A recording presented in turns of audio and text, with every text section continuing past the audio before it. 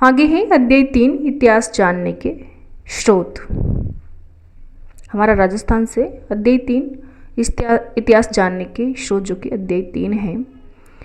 प्राचीन काल के इतिहास के अध्ययन से हमें सभ्यता के क्रमिक विकास का ज्ञान होता है। इतिहास जानने के अनेक स्रोत हैं। इसके दो मुख्य भागों में बांटा जाता है, एक तो पुरातात्विक, एक साहित्यिक स्रोत। एक तो पुरातात्विक स्रोत, एक साहित्यिक स्रोत। पुरातात्विक स्रोत की बात करें तो प्राचीन काल के वे अवशेष जिनसे हमें इस स्थान एवं घटनाओं के संदर्भों को समझने में सहयोग मिलता है, उनके पुरातात्विक स्रोत कहते हैं उनको। ऐसे स्रोतों में अभिलेख, मुद्रा, स्मारक, कलाकृतियाँ, उत्खनन से प्राप्त सामग्री शामिल है। इनके पुरातात्विक से अभिलेख, मुद्रा, स्मारक और कलाकृतियाँ एवं उत्खनन से प्राप्त सामग्री शामिल हैं। इनसे तत्कालीन जनजीवन को समझा जा सकता है। पुरातात्विक स्रोत संक्षेप में इस प्रकार है, जैसे कि अभिलेख ये हमें शिलालेखों यानी कि पत्थर की पट्टिकाओं, पाषाण शिलाओं, पत्थर के बड़े बड़े खंडों, स्तंभों, भवनों, गुफाओं की दीवारों, मूर्ति प्रतिमाओं, स्तूपों, मठों, तालाबी खेती में खड़ी शिलाओं, ताम्र पत्रों पर उत्कीर्ण किए हुए मिलते हैं। अभिलेखों की उपयोगिता की बात करें तो विविध भाषाओं में गद्य एवं पद्य दोनों ही शैलियों में मिलते हैं। इन अभिलेखों में शासक, उनके आश्रित लोगों, रानियों, राजकुमारों, सामंतों आदि के नाम, घटना की तिथियां, शासन कार्यों और आज्ञाओं का उल्लेख मिलता है। साथ ही इनसे तत्कालीन सामाजिक, राजनीतिक, धार्मिक, सांस्कृतिक जीवन आदि की जानकारी मिलती है। प्रशंसा में लिखे गए अभिलेख को प्रशस्ति कहा जाता है। अगर किसी की प्रशस्ति यानी कि किसी की प्रशंसा में लिखे गए अभिलेख हो तो उन्हें क्या कहते हैं, तो उन्हें प्रशस्ति कहते हैं। प्रमुख अभिलेख हैं नगरीय अभिलेख, कंसवा अभिलेख, घटियाला अभिलेख, किराड़ो अभिलेख, तानसा, बरनाला यूप स्तंभलेख, सामोली शिलालेख आदि राजस्थान की धार्मिक व्यवस्था, यज्ञों के प्रकार, भूमि का द्रव्यदान, राजनीतिक सीमा आदि की जानकारी प्राप्त होती है।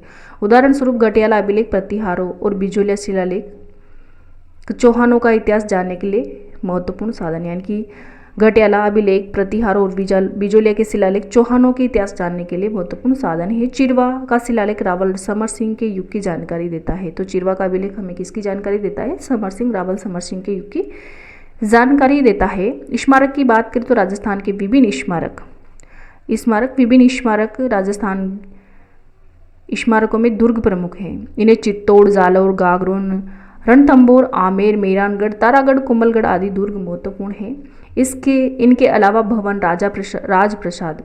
राजप्रसाद यानी कि महल को कहते हैं। सार्वजनिक महत्वपूर्ण स्नानागार, जनसाधारण के घर, विहार, मठ, चैत्य, स्तूप, मंदिर, समाधि, बावड़ी, कूप आदि भी स्मारक हैं।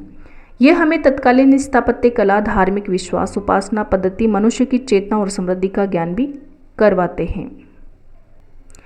मुद्राएं हैं। मुद्राओं अथवा सिक्कों, छापों या प्रतीकों से किसी भी काल विशेष की राजनीतिक, धार्मिक, आर्थिक स्थिति का पता लगता है। मुद्राओं पर अंकित चिन्ह, भाषा, लिपि, सन, संवत, नाम सहित धातु की शुद्धता, नाप, तोल आदि में हमें उस समय की समृद्धि आदि का ज्ञान होता है। सिक्के राज्य एवं शासक की शक्ति के सूचक है। इस प्रकार के सिक्के मिलते हैं। आहड़, रेड, विराट, रंग महल, सांबर, सुकानिया के उत्खनन से प्राप्त सिक्कों एवं मुद्राओं से क्षत्रपों, मालव, चौहान, गुहिल आदि वंशों के काल के राज्य शासन, अधिकृत सीमा आदि के बारे में जानकारी उपलब्ध होती है। गतिविधि है कि शिक्षक विद्यार्थियों को क्या करे, विभिन्न प्रकार के सिक्कों को एकत्रित करने का कार्य करावे। बर्तन एवं कलाकृतियाँ। उत्खनन से हमें तत्कालीन बर्तन और कलाकृतियाँ प्राप्त हुई। कलाकारी में बर्तनों पर चित्रण, स्तंभों पर खुदाई, किवाड़ों एवं गवाक्ष कोकड़ों की कारीगरी आदि भी देखने में आती हैं। हमें ऐसे बर्तन भी प्राप्त होते हैं जिनकी बनावट, पॉलिश, रंग आदि उस काल की उत्कृष्ट कला को दर्शाते हैं। राजस्थान के अनेक स्थानों में उत्खनन में प्राप्त मृद भांड, प्याले, रकाबिकियाँ, धूप पात्र, दीपक आदि से हम पूर्वजों के कला कौशल को सहज ही समझ सकते हैं। गणेश्वर कहाँ है, नीम के थाना सिक्कर में।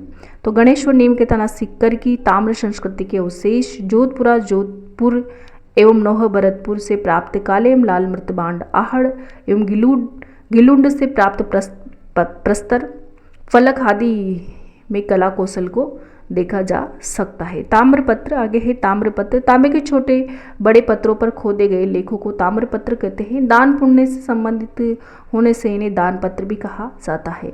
इनसे हमें शासक, काल, भाषा, पूर्व, धर्म, भूमि, भूमि के प्रकार, नापतोल, दान के प्रकार आदि का पता चलता है। इस प्रकार के ताम्रपत्र के लेख हैं। आगे है साहित्यिक स्रोत। इतिहास जानने में साहित्य की भूमिका महत्वपूर्ण है। संस्कृत, हिंदी, राजस्थानी, उर्दू, पारसी में लिखा साहित्य प्रचुरता के साथ मिलता है। राजस्थान के प्राचीन इतिहास को जानने में वेद, पुराण, रामायण, महाभारत, बौद्ध एवं जैन ग्रंथों से सहायता मिलती है। 12वीं शताब्दी के उत्तरार्ध में जयानक रथ पृथ्वीराज विजय। पृथ्वीराज विजय किसका है? तो जयानक का है। जयानक रथ पृथ्वीराज विजय महाकाव्य से चौहानों की उपलब्धियों का वर्णन मिलता है। नयन चंद्र सूरी कृत हमीर महाकाव्य। हमीर महाकाव्य किसका है? तो नयन चंद्र सूरी का है।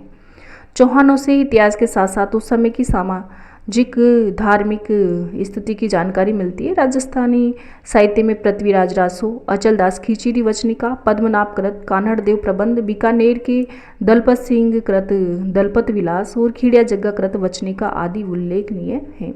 ख्यात विषयक साहित्य में प्रसिद्ध राजपूत राजवंशों की स्थापना, राजाओं का वंशक्रम, राज्य क्षेत्र आदि का वर्णन होता है। नैनसिरी ख्यात, बांकीदासरी ख्यात, दयालदासरी ख्यात, जोधपुर राज्यरी ख्यात आदि इतिहास जानने की सहायता मिलती है। पारसी, उर्दू, तवारीखों इतिहास ग्रंथों में हमें विशेषतया मध्यकालीन राजस्थान का इतिहास समझने में मदद मिलती है।